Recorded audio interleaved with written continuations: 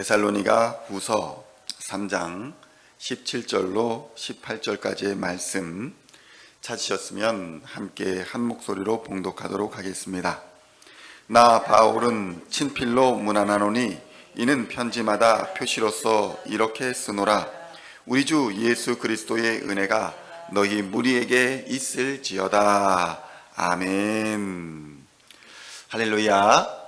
오늘은 데살로니가 후서의 10번째 시간으로 데살로니가 후서 3장 17절로 18절까지의 말씀을 본문으로 진짜와 가짜라는 제목으로 하나님의 은혜의 말씀을 함께 나누고자 합니다. 성도 여러분, 데살로니가 교회를 비롯한 초대교회의 신앙 상황 그리고 예배 상황은 매우 좋지가 않았습니다. 정확한 말씀을 구하기도 어려웠고 사도들의 가르침을 받기도 쉽지 않은 상황이었습니다. 사도를 사칭하는 사람들이 넘쳐났었고 사도들의 글이다라고 하는 편지들이 넘쳐났기 때문입니다. 말씀을 읽고 싶어도 제대로 된 말씀이 없었고 제대로 또 예수님의 말씀을 가르쳐주는 사람이 없었다는 것입니다. 예수 그리스도를 알고 싶어도 예수님에 대해 정확히 가르쳐주는 사람이 많지 않았습니다. 그러다 보니 부정확한 이야기, 꾸며진 말들로 인해서 신앙은 변질되었고 수많은 이단이 등장하게 된 것이었습니다. 성도 여러분, 성경 말씀이 우리에게 가장 중요한 이유가 바로 여기에 있는 것입니다. 바른 말씀에 기초하지 않으면 우리는 누구나 믿어야 할 것을 믿는 것이 아니라 믿고 싶은 것을 믿는 오류에 빠지게 되는 것입니다. 이는 오늘날의 교회에서도 마찬가지 상황입니다. 바르게 말씀을 배운 사람들은 자신의 생각과 다르더라도 조금은 불편하더라도 하나님의 말씀이 그렇다 하면 말씀을 따라 순종하게 되어 있습니다. 그러나 말씀을 제대로 배우지 아니한 사람들은 자신의 이익을 위해서 복음을 왜곡하는 것입니다. 자신의 생각과 조금만이라도 다르면 자신의 생각대로 말씀을 다시 해석합니다. 데살로니가 후서는 학자들에 의하면 아마도 이 말씀은 누군가에 의해서 대필이 되었을 것이다. 그러니까 사도 바울이 불러주거나 하고 다른 사람들이 이 글을 썼을 것이다 라고 추정합니다. 이것은 이 당시에 바울이 심각한 안과적 질환을 가지고 있었기 때문이었던 것으로 보입니다. 그럼에도 바울은 이 마지막 편지 마지막에는 친필로 직접 글을 써서 남김으로써 이 편지가 내가 직접 쓴 글이다 라는 것을 증명하고 있는 것을 볼 수 있습니다. 데살로니가 후서 3장 17절에는 이렇게 친필로 마무리했습니다. 나 바울은 친필로 문안하노니 이는 편지마다 표시로서 이렇게 쓰노라. 그러니까 바울이 직접 자기가 글로 씀으로써 이것은 내가 쓴 글이요 이렇게 하였던 것 같습니다. 성도 여러분, 거짓 교사들이 사도들의 이름을 도용해서 위조한 편지, 변조된 편지를 썼던 이유는 과연 무엇일까요?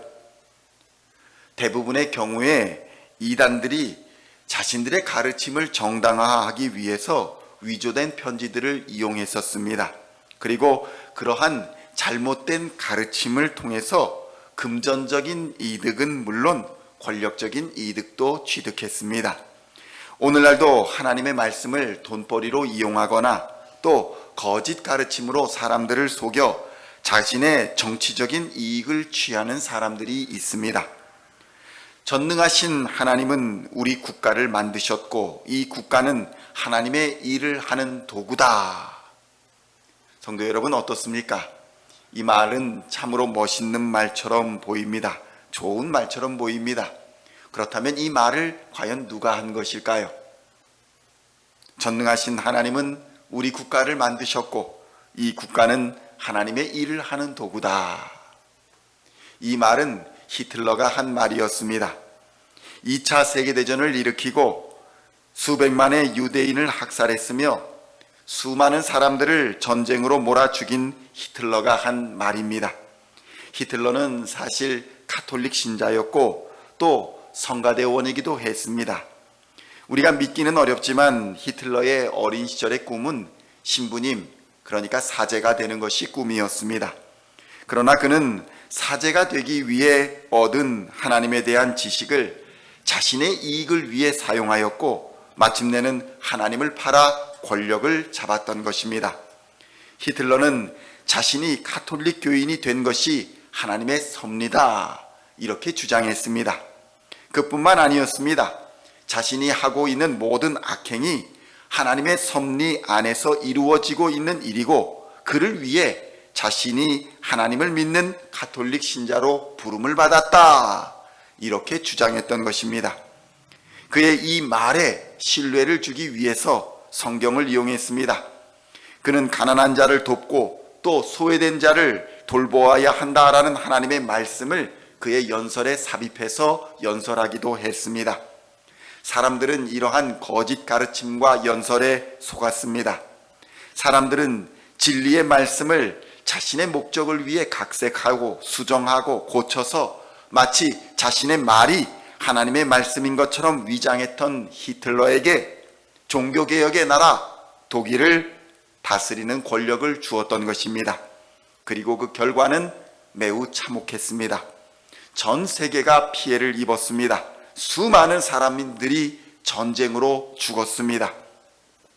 그렇다면 데살로니가 교회의 상황은 어땠을까요?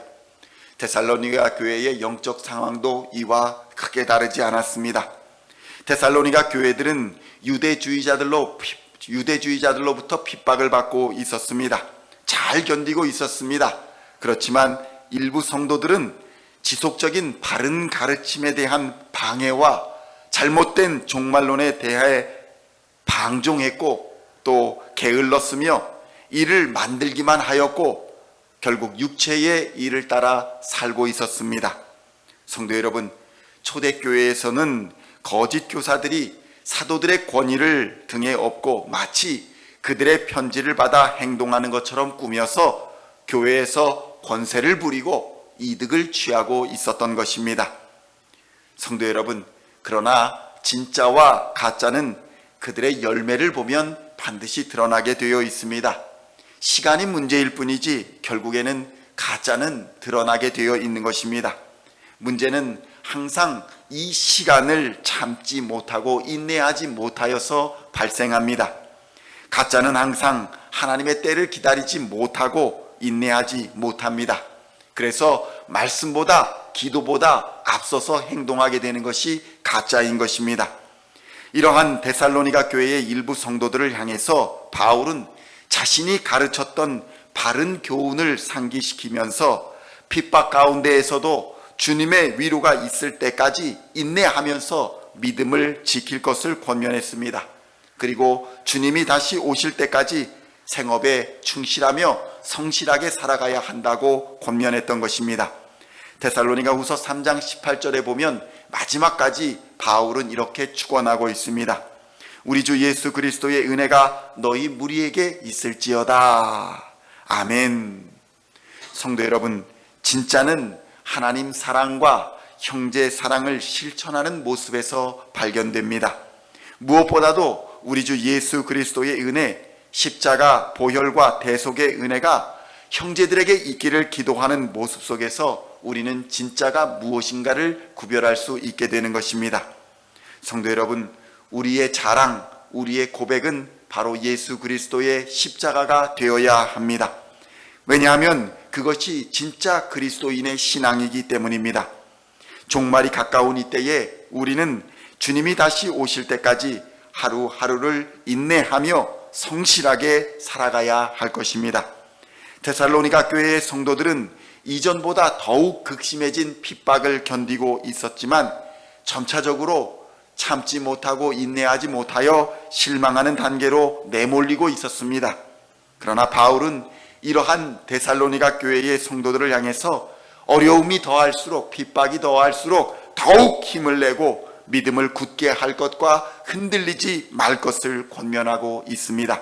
그러면서 모든 상황과 어려움은 하나님의 사랑과 보호에 맡겨버리고 마음을 굳게 하여 언제나 어떠한 처지에서나 은혜와 평강과 하나님의 사랑과 그리스도의 은혜를 바라보고 주어진 일에 성실하고 열심히 살아야 한다. 이렇게 권면하고 있던 것입니다.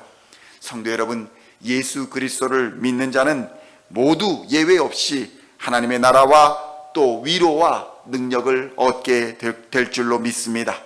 그리하여 오늘도 주의 은혜와 평강으로 여러분의 믿음을 지켜가시며 말씀 위에 굳게 서시는 시온의 성도님들 다 되시기를 우리 주 예수님의 이름으로 간절히 축원드립니다.